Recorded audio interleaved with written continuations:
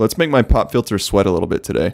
Pac-Man 2: The New Adventures is actually the sequel to the arcade game Pac-Man. If you've played a lot of Pac-Man, you've probably seen those really weird cutscenes in between stages. As far as I know, this is the only resemblance of a story that game has, so I don't really know why there's a sequel. I never found myself wondering what happened. This game is actually nothing like the first in the series. Pac-Man 2 is actually a really unique adventure game. Typically, if a point-and-click adventure game was brought to consoles, it was crap. My mind goes to Maniac Mansion and its bad NES port. Granted, that's the only way I played Maniac Mansion back in the day, but apparently it was really bad. Instead of this adventure game starting out on PC and making its way to consoles, it actually only landed on the SNES and Genesis. This forced the developers to take advantage of the controller, which actually reminds me a lot of what Telltale's been doing these days. Controlling Pac-Man is actually really interesting. I was playing the Sega Genesis version and the A, B, and C buttons each have a different function. The slingshot acts as the mouse in the game. If you want Pac-Man to interact with something or hit a pedestrian with a rock, you simply move the cursor with the D-pad over the object and hold down B and release. The fact that your "hey look at this" button is a slingshot leads to a lot of mischievous acts, which can be really funny. You can really piss off Pac-Man if you hit him over and over again with a rock from the slingshot. Some examples include popping balloons, getting things out of trees, and bringing Pac-Man's attention to something metal by ringing it with a rock.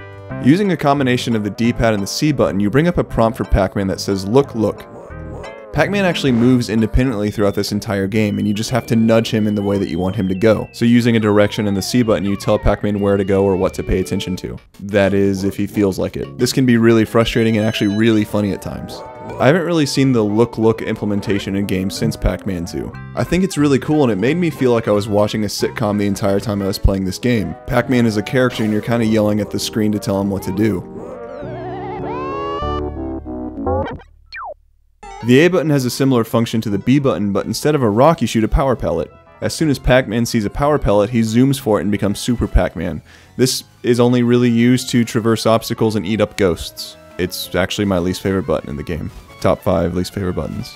I brought up that Pac-Man will do what you want if he feels like it because paying attention to his mood is a huge part of the game. You can see how Pac-Man is feeling because he just wears it so obviously on his face. If he's mad about something that happened, he won't pay attention to you, and if he gets too scared, he just sulks into a depression. There are a lot of puzzles in the game that are solved by altering Pac-Man's mood. If I want Pac-Man to be brave enough to face one of his enemies, or angry enough to kick a vending machine, I have to either feed him a power pellet or hit him in the face with rocks. This mood mechanic works so well because the animations for Pac-Man's emotions are so good. Every expression that Pac-Man wears is exaggerated enough to where you can tell exactly how he's feeling even though it's in 16 bits, or however that works. Whether he's wearing a shit-eating grin or strutting around the town, it's just awesome to see Pac-Man react this way. And I think I played this game when I was young enough to where I picked up those expressions for myself.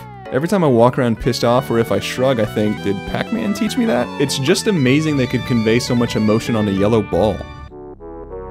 There are traditional gamey elements of Pac-Man 2 and they're actually pretty fun. Aside from decent ports of Pac-Man and Pac Jr., you get to fly a hang glider at some point. You use the slingshot to lower Pac-Man and you use the C buttons to make him go higher. Another section has you on a minecart, but it was too frustrating for me to keep playing, so I stopped. You don't get to see it because I didn't have any fun with it. These sections break up the monotony of an adventure game and actually provide a really good challenge that'll keep you stuck on them for about 10 to 15 minutes each. They're fun enough to comment on because they're big set pieces in the game, but definitely not the focus. All in all, Pac-Man 2 is a forgotten gem from my childhood that I played through recently and I really enjoyed my time with it. If you enjoyed this video, I need your help. I am terrible at self-promotion, so if you want to go ahead and tell everybody you know about this video, maybe submit it to your favorite forum or something like that, go ahead and do that, let me know, it helps out a lot. And if you're feeling extra generous, go ahead and thumbs up the video and subscribe to my channel. I'll make more videos if you do that, I promise. Hey, I'm sure there's a lot I didn't cover in the video, so if you want to hang out for a little bit, Grant and I are going to be playing through the entire game in a Let's Play series. So, see you on the other side. Cheers.